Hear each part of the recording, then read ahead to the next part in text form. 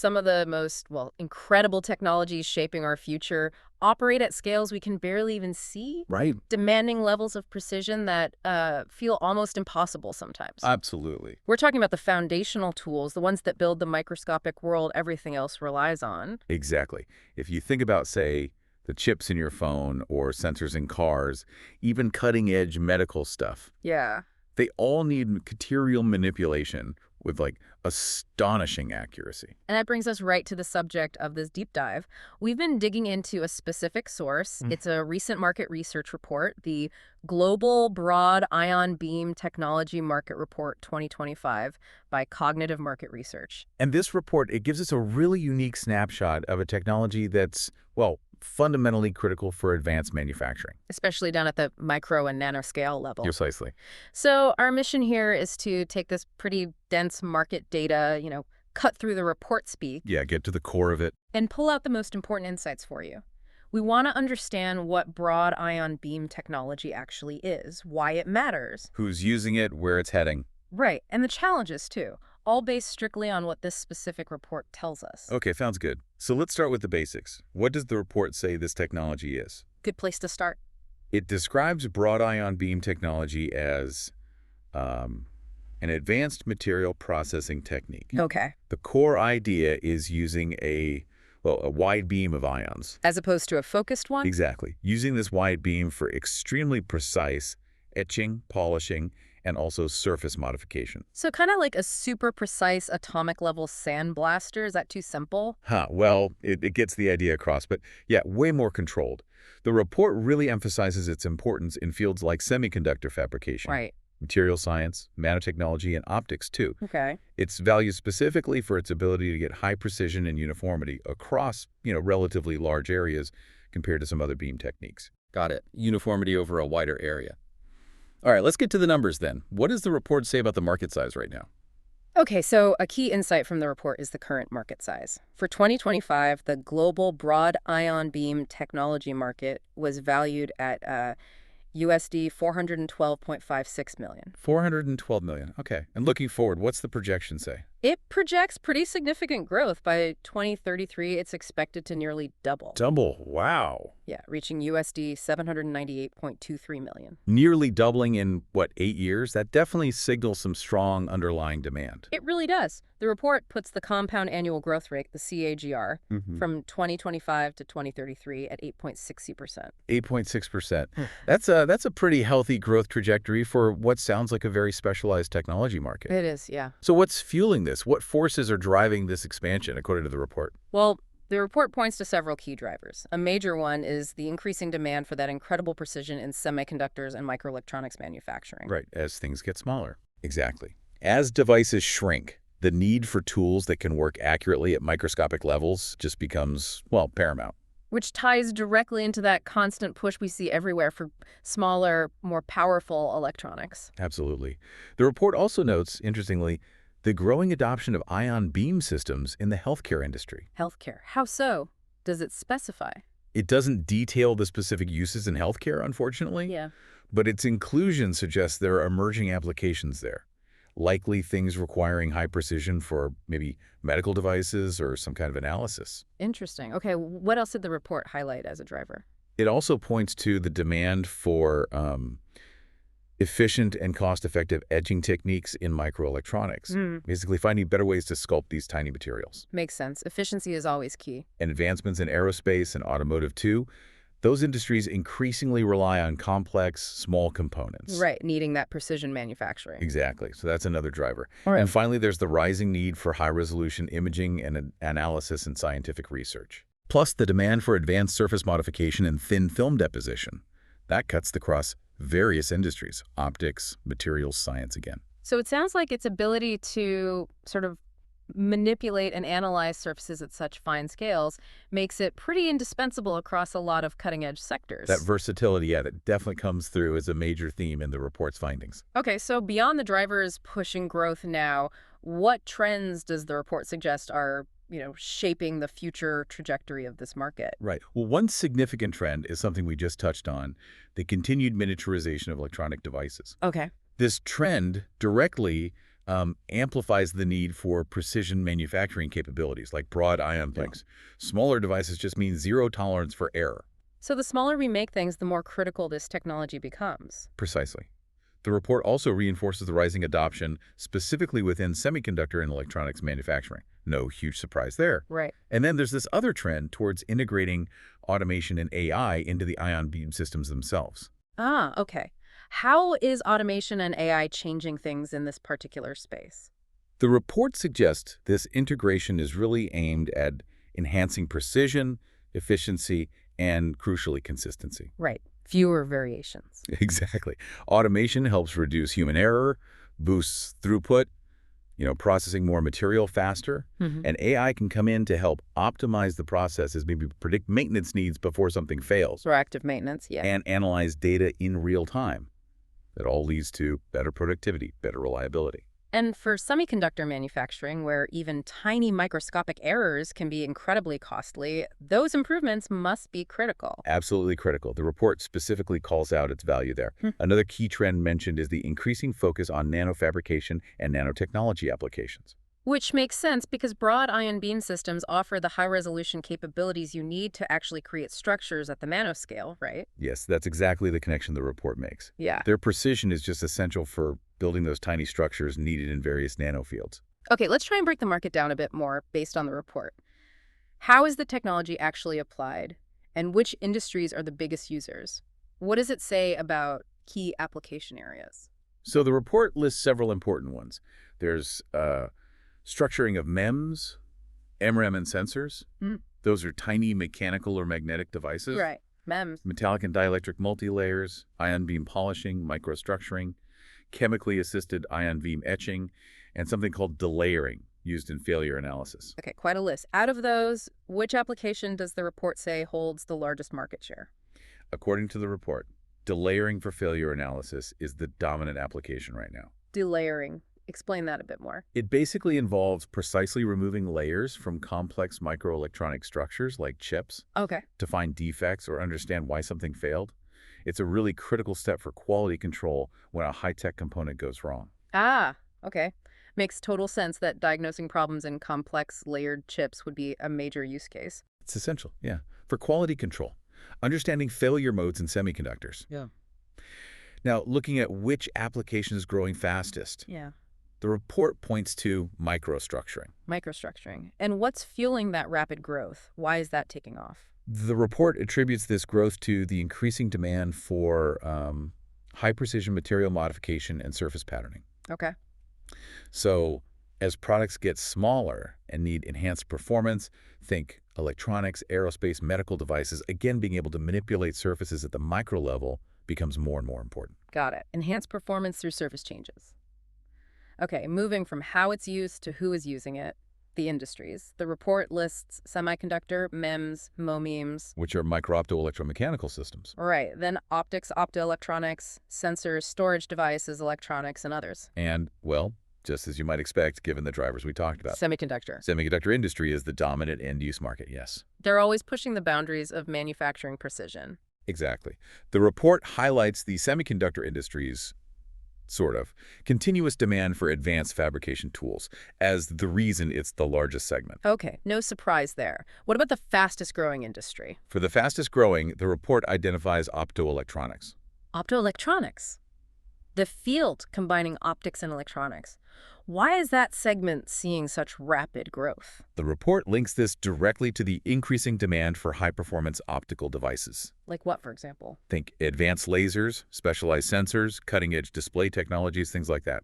Creating these requires extremely precise surface structuring and thin film deposition. Which broad ion beams provide. Exactly. So growth in areas like, say, telecommunications, healthcare imaging, advanced consumer electronics, that's driving investment and adoption here. Okay, interesting. Let's shift gears then and look at the global picture. Where is this market concentrated now, and where is the fastest expansion happening according to the report? Right, so geographically, the report indicates North America holds the largest share of the global market currently. Okay, the biggest piece of the pie. Yeah, in 2025, it accounted for over 40% of revenue.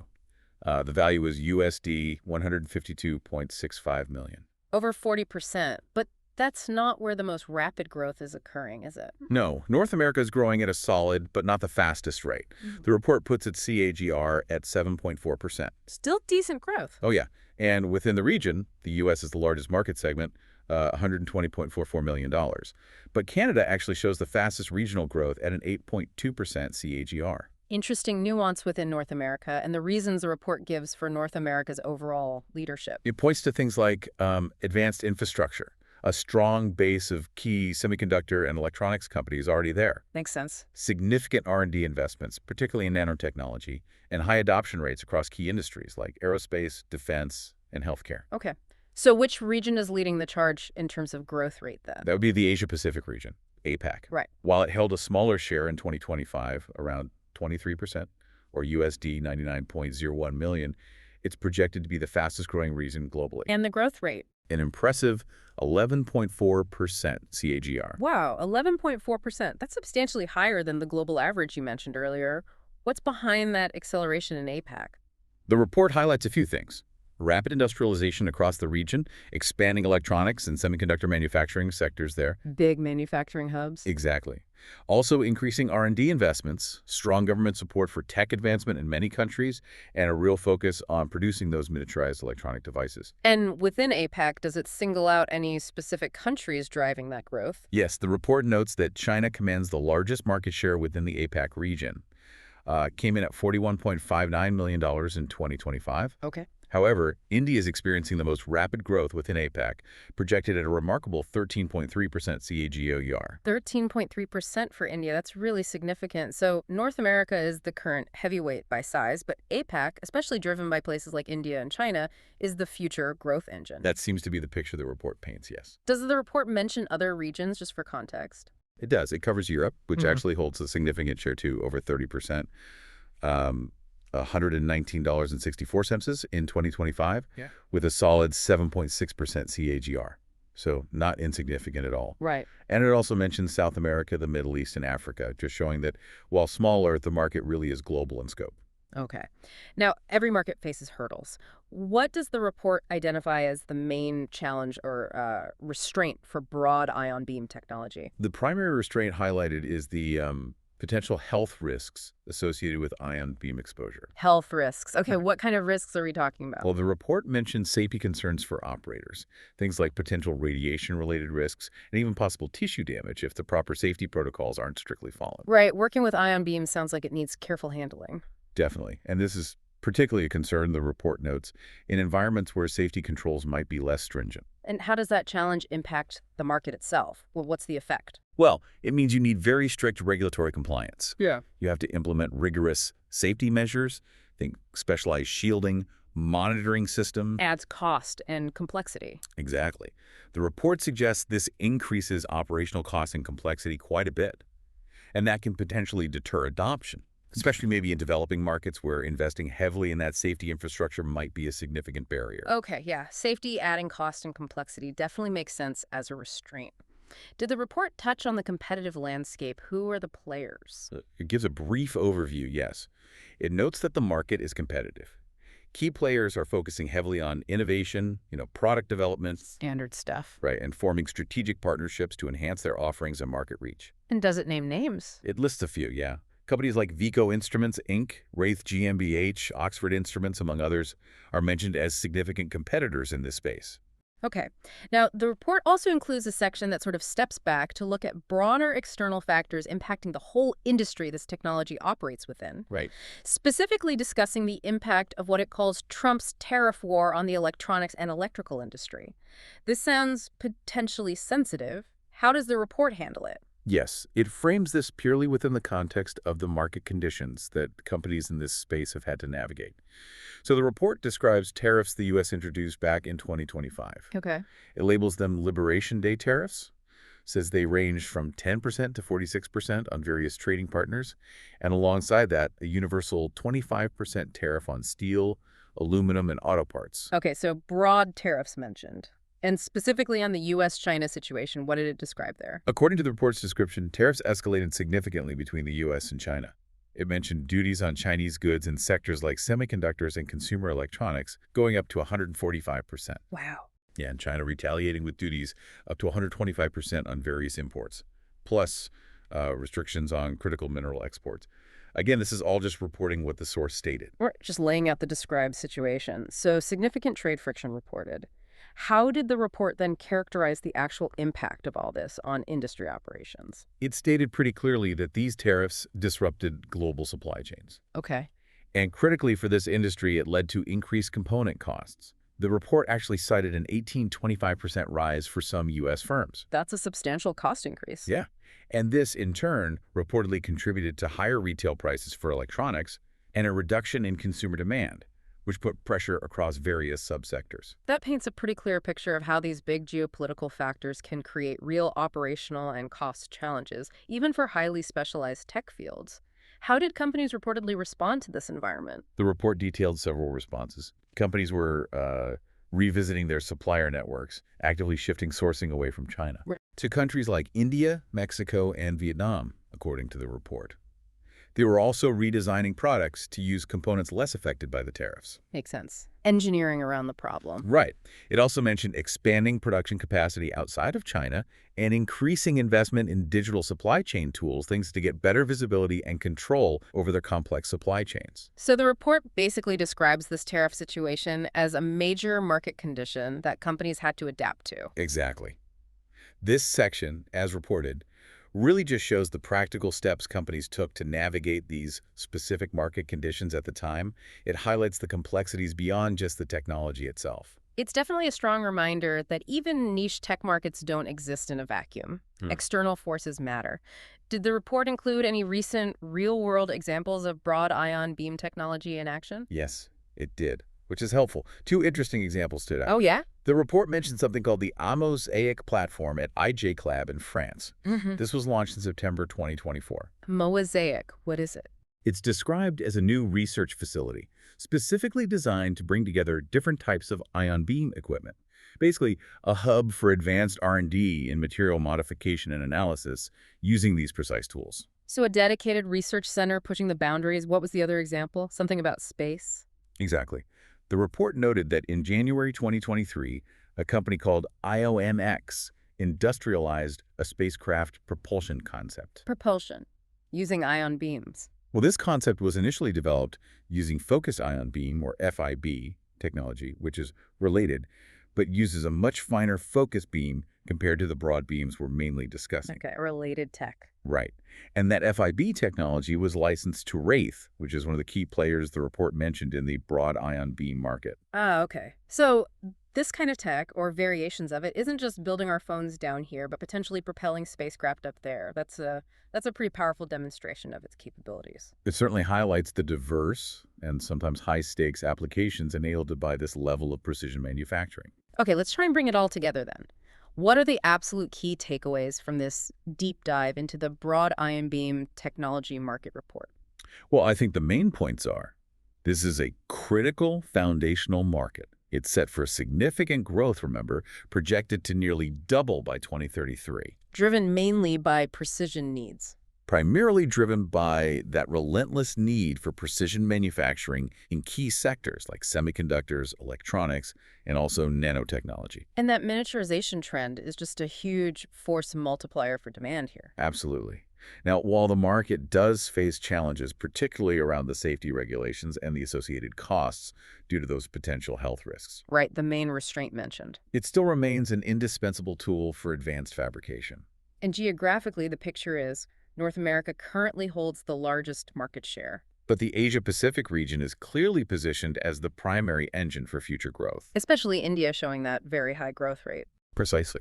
And as we discussed, the report makes clear that broader geopolitical factors like those trade tariffs it described are real conditions that companies in this space must navigate, adding layers of complexity to the market dynamics.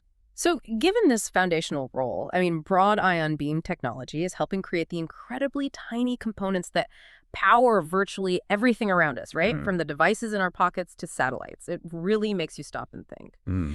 How might further advancements in this sort of invisible precision tool silently enable the next wave of technological breakthroughs? That's a great question. What future innovations, things we can maybe barely conceive of today, might become possible only because we've mastered the ability to manipulate and modify materials with this astonishing level of accuracy, down at the nanoscale. What comes next?